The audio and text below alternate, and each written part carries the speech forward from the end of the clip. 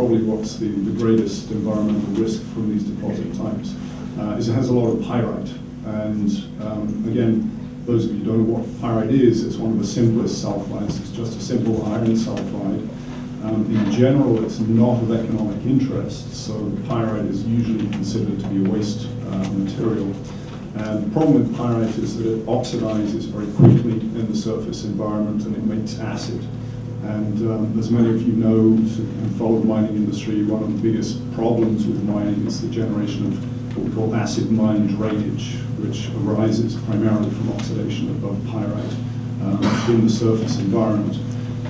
So I guess one of the questions I would like to ask the consultants is about the distribution of pyrite in the deposit, in the known rocks in the mineralized system, and how much of that pyrite is considered waste, and how much of that pyrite would actually be processed to extract gold, which would essentially remove it from the waste stream so it would be treated.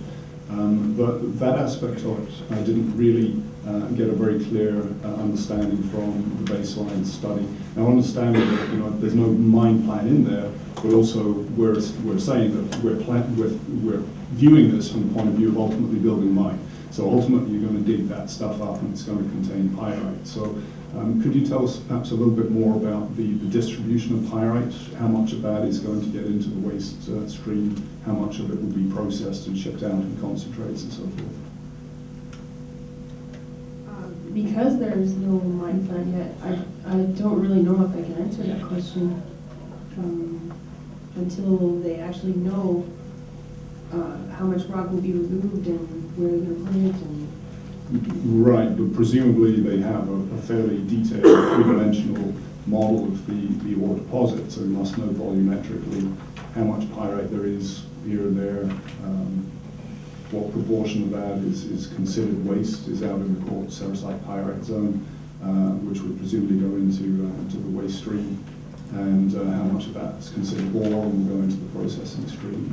Is that not a reasonable thing to ask at the baseline level about knowledge of the geology of the deposit? I don't actually have that knowledge myself, but Paul Jensen is here from PLP. Maybe he would be able to answer that. Yeah, my name is Paul Jensen. I'm the chief geologist out at the Pebble project. And in response to that question, the treatment of the pyrite it's a complicated issue right now that the metallurgists are going into. They have to look at the value of removing all of the pyrite from the stream to go ahead and treat that for gold. What is the economics of that versus putting it back into a tailings facility, maybe a submerged facility to try to keep it from oxidizing. That is all being still worked out. So we don't really have I know an answer to how much pyrite would be left as far as the process stream. They've been looking at this for years due to exploration, so the deposit itself is very well characterized to the point that they've been able to make an economic evaluation. So it's obviously in the industry's interest to characterize the deposit extremely well geologically. Yes, we know that there's a lot of pyrite.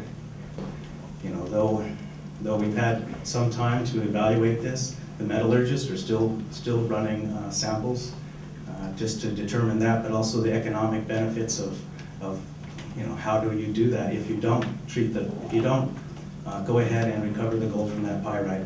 What do you do with it? What are the costs of that? That's all still being determined right now.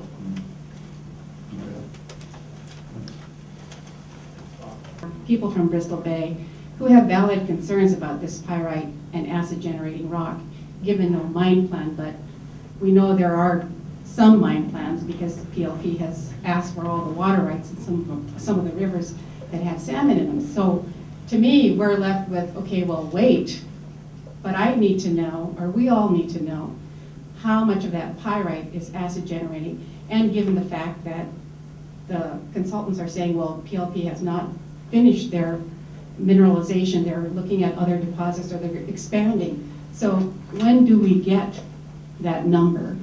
Okay, we could find out that the majority of the rock is expected to be acid generating, and I think many of you probably already know that that's the case. But the real question then becomes, how do they deal with that? How does Pebble deal with that? We don't have the mine plan. If we had the mine plan, then we would have a much better idea of how they plan to deal with that. So you could find out that it's all acid generating, and Pebble could come back and say, well, we have a plan to contain it. But we just don't know that yet. If you have 1,200 drill sites, you have 3 holes that you put the drill mud into that site, or you have 6 holes that you put the mud in, and we have photos of all that from Rick Halford, then you reclaim that area. And we have a sump report done by Dr. Carol Ann Woody that says what's going into those holes from the drill site is actually some of the deposit. That is acid generating.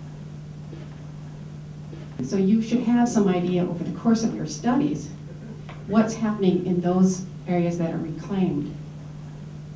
And that's not what I'm hearing from you guys. So I'm hearing you say, this is the deposit, this is what we're studying, but you have an ongoing exploration program that already has some impact. Yeah, so let's bring that up again in the water quality. Is that tomorrow? Could I ask a question? Well, what we'd like to do is try to keep the schedule. We are slipping a little bit behind. But there'll be time for questions. There'll be plenty of time for questions after the break. But I think we need to move along.